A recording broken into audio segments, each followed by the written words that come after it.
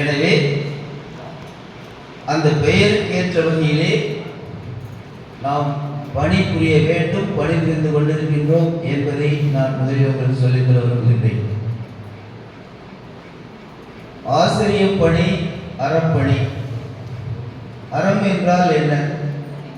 அறப்பணி என்று சொல்லிவிட்டு அறம் என்றால் நல்லொழுக்கம், நல்ல நெறி, தர்மம், எதை தவிர்க்க வேண்டும், எவ்வாறு வாழ வேண்டும் என்பதை கூறும் பதமாக அந்த அறம் என்பது அமைகின்றது. எனவேதான் ஆசிரியர் பணி, அறப்பணி என்றால் நம்முடைய பணியிலே இவ்வளவு நல்லொழுக்கங்களும் அடங்கி இருக்கக்கூடியதாக அந்த வார்த்தையை அங்கே போட்டிருக்கின்றார்கள்.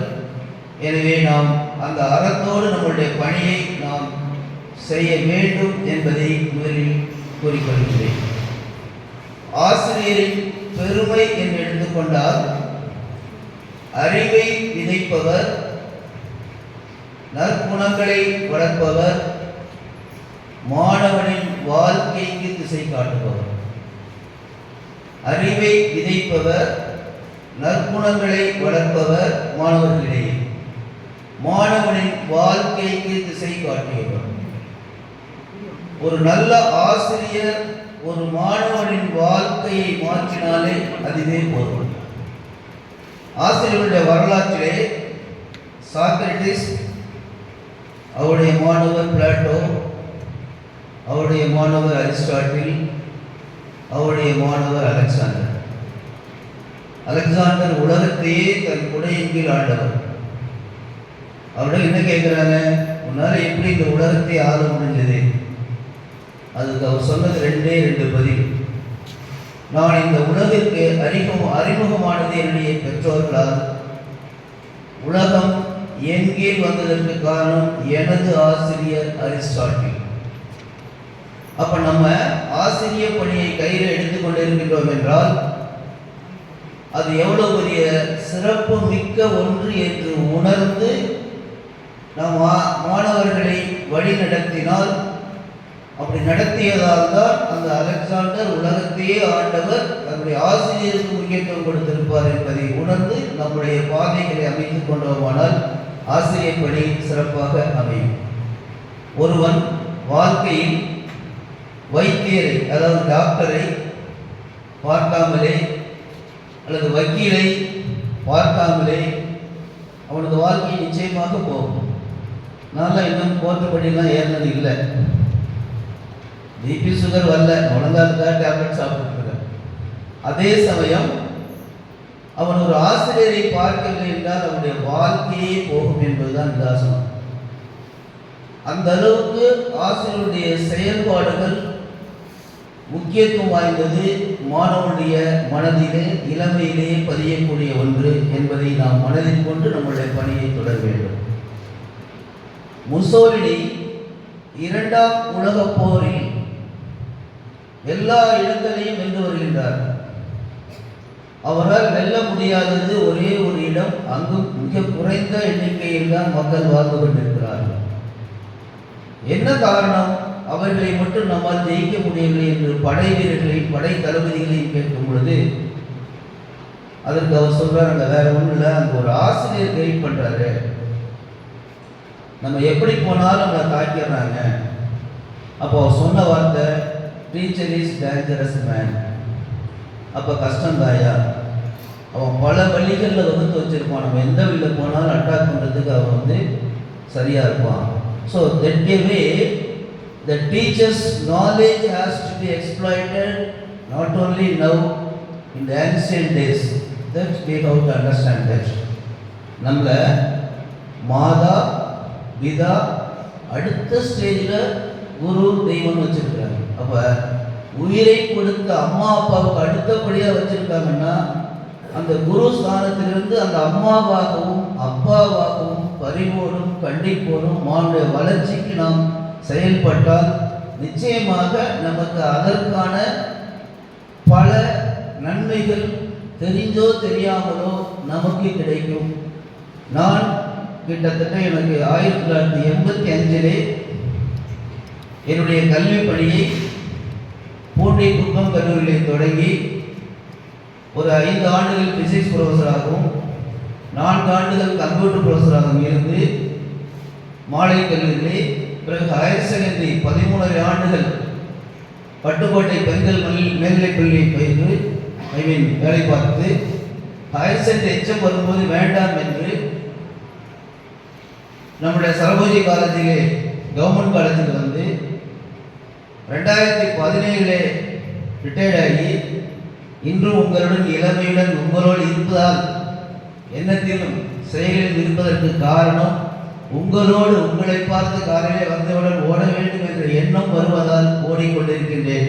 எனவே உங்களுக்கும் நன்றி, இந்த நிறுவனத்தாருக்கும் நன்றி, என்னை இதுவரை இயங்கிக் கொண்டிருப்பதற்கு உங்கள் எல்லோருக்கும் நன்றி. உலகத்தில் முன்னேறிய 10 பேர்களில் உங்கள் வளர்ச்சிக்கு யார் காரணம் என்று சொன்னால் சர்வே நான் சொல்ல 8 பேர் சொல்வது ஆசிரியர்கள் தான் என்று நீங்கள் வரலாற்றை கொஞ்சம் புரட்டி பாருங்கள்.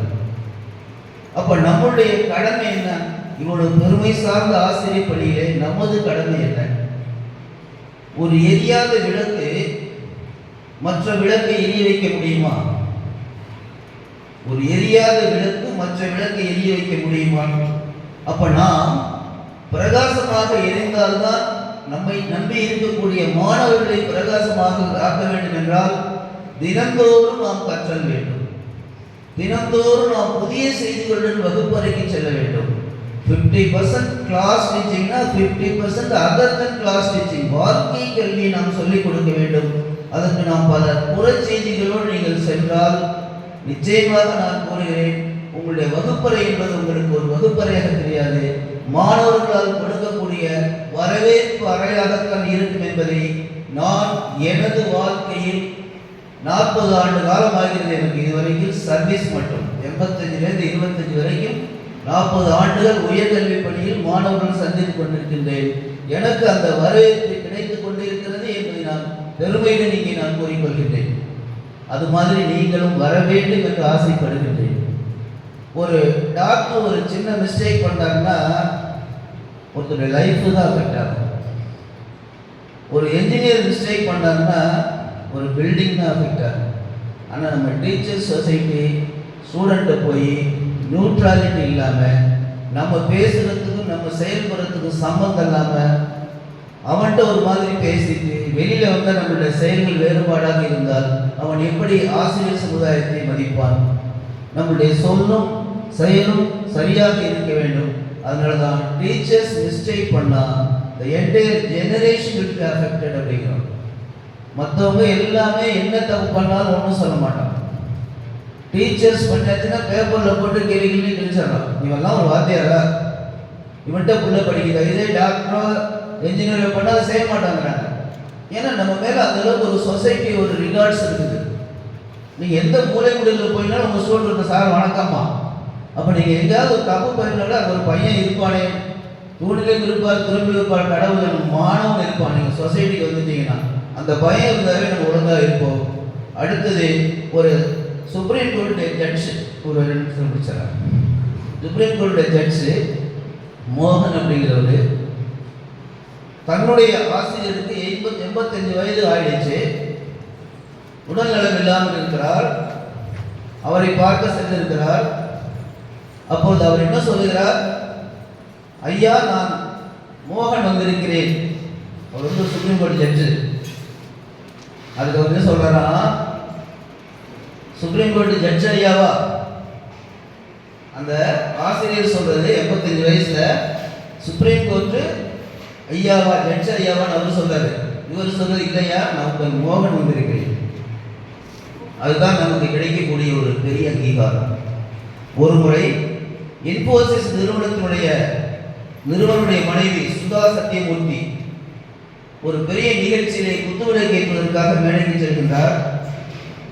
அப்பொழுது அங்கே ஆடியன்ஸாக அவருடைய ஆசிரியர் அமர்ந்திருக்கிறார்.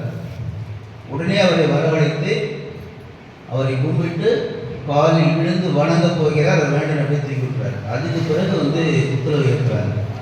அப்போ நம்மளை பற்றிய ஆசிரியருடைய சிறப்பு, நீங்கள் எத்தனை ஆண்டுகள் காலமானாலும் அவர்கள் நம்மை ஒரு ஆசிரியராகவே நினைத்துக் கொண்டிருப்பார்கள். நம்ம ஒரு சரியான ஆசிரியராக வாழ்ந்து காட்டினால் அந்த ஆசிரியர் இருந்தால் மட்டும் பத்தாது. அது அவ்வளோ ஈஸியும் கிடையாது. It is a long term project. நம்மை வழக்கமாக சொல்லுவாங்க, அப்பெல்லாம் சொல்லுது இது. ஏன்னா தினத்தந்தி முதல்ல மூளை முடுக்கெல்லாம் போட்டாங்க. எல்லாரும் படிக்க ஆரம்பித்தாங்க. கிராமப்புறங்களில் எல்லாரும் வாசிக்க ஆரம்பித்தாங்க. அதுக்காக என்ன சொல்லுவாங்க, வாசிக்க வைத்தவர் ஆதித்தனார், யோசிக்க வைத்தவர் பெரியார், பேச வைத்தவர் அண்ணா, எழுத வைத்தவர் கலைஞர். ஆனால் கொஞ்சம் யோசிச்சு பாருங்க, வாசிக்கவும் யோசிக்கவும் பேசவும் எழுதவும் கற்றுக் கொடுக்கக்கூடிய ஒரே பண்புடையவர் யார்? நம்ம தான். அப்போ அந்த அளவுக்கு அவர்களை உருவாக்கியவர்கள் நம் என்பதை அறிந்து நம்முடைய ஆசிரியர் பணியை செய்தால் நிச்சயமாக அதில் நமக்கு ஒரு மனநிறைவு கிடைக்கும். இறுதியாக ஒரே ஒரு செய்தி. மாணவன் என்பவன் பல தவறுகளை செய்யக்கூடியவன். இது என்னுடைய கோணத்தில் நான் பார்க்கிறேன். குழந்தை என்றால் அழ வேண்டும். அதுவும் பிறந்த குழந்தை என்றால் நைட்டெல்லாம் தூங்காது. அனுபவம் பேசுதான்னு சொல்ல வேண்டாம், ஒரு சிலருக்கு தெரியும். அப்ப தாய் என்றால் அதை அழ விடாமல் பார்த்து கொள்ள வேண்டும். அழுது என்பதற்காக அதை திட்ட முடியுமா? அடிக்க முடியுமா? அதுபோல்தான் மாணவன் என்பவன் அறியாமல் பல தவறுகளை மீண்டும் மீண்டும் செய்து கொண்டே இருப்பான். ஆனால் நாம தான் நம்மளுடைய பக்குவத்தின் மூலமாக அவனை வழிகாட்ட வேண்டுமே தவிர அவனை நம்ம இஷ்டத்துக்கு கடும் சொல்களை கூறினா அப்புறம் அவனுக்கும் நமக்கும் எப்படி வித்தியாசம் இருக்கும்? அப்புறம் நம்மளை பிடிக்கலன்னு சொல்லுவான். அதனால தான் வீசுகின்ற மனங்களை பொறுத்து தான் மலர்கள் விரும்பப்படுகின்றன. அதுபோல் தான் வகுப்பறையும் நாம் பேசுகின்ற வார்த்தைகளை வைத்துத்தான் நம் மாணவர்கள் நம்மை மதிக்கிறார்கள் என்று கூறி இறுதியாக எனக்கு ஒரு 4 நாட்களுக்கு முன்னாடி ஒரு சின்ன ஆடியோ நைட்டு 10 மணிக்கு வந்தது. நான் அதை பார்த்துட்டு ரொம்ப வியந்து போயிட்டேன். அதில் அவர் கொடுக்குறாரு, நான் 1986 உங்களிடம் ஒரு டியூஷன் மாணவனாக சேர்ந்தேன். அதுக்கு பிறகு இன்னைய வரைக்கும் நான் உங்களை பார்க்கல.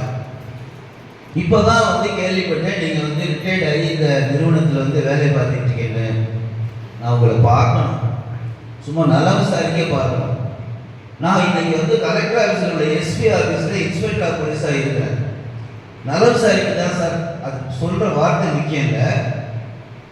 அவருக்கு என்ன ஒரு 16 வயசில் அறிமுகம் ஆகியிருந்தாருன்னா 39, 16 அவருக்கு குறைச்சல 55 வயசு இருக்கும். அவர் ஒரு இன்ஸ்பெக்டர் ஆஃப் போலீஸு. ஆனால் அவர் என்ன நினைச்சிட்டு இருக்காருன்னா, நான் ஒரு ஆசிரியர், அவர் ஒரு 10 அல்லது 12வது மாணவனாக நினைத்து கொண்டு அந்த குரலை பார்த்தீங்கன்னா கருத்ததுக்க ரொம்ப என்ன சொல்றது, இந்த மாணவன் கிட்ட அப்போ பேசுவோம் அந்த மாதிரி பேசுவார். இதை நான் 11 மணிக்கு வீசி சாருக்கு எனக்கு ஏதாவது ஒரு எமோஷனல்னாக்கா அவர்கிட்ட ஷேர் பண்ணுவேன். அவர் அதை பார்த்து அங்கேருந்து மெசேஜ் போடுறாரு, இதுதான் டீச்சர் சொசைட்டி. எப்போ விதைத்த விதை இன்னைக்கு ஃப்ரூட்ஸை அறுவடை பண்ணுறோம். நீங்கள் அவரை கூப்பிடுங்க. ஒரு கேரியர் கைடன்ஸ் நம்ம மாணவர்களுக்கு பேச போனால் எஸ்ஐயாக இருந்து அவர் போயிருக்காரு. அதனால் தயவுசெய்து ஒரே ஒரு 2 நிமிடம் அந்த ஆடியோ மட்டும் போன சொல்லி அத்துடன் என்னுடைய பேச்சை முடித்துக் கொள்கிறேன். நன்றி, வணக்கம். இது உங்களுக்கும் இது மாதிரி வர வேண்டும் என்பதற்காக. தேங்க்யூ.